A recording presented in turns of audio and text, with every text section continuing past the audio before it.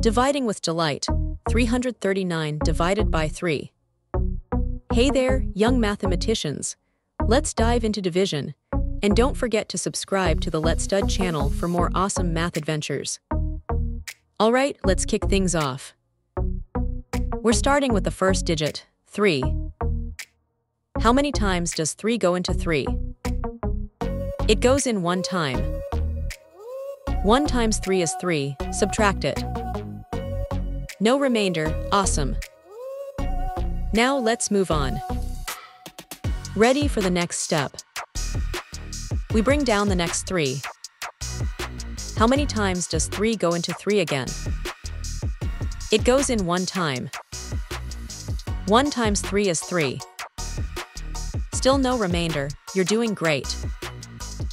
Let's head to the next digit. Almost there. We bring down the 9. How many times does 3 go into 9?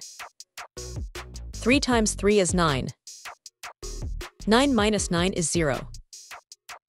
0 remainder, hooray. And that's the end. The answer is 113. We've successfully divided 339 by 3, and the answer is 113.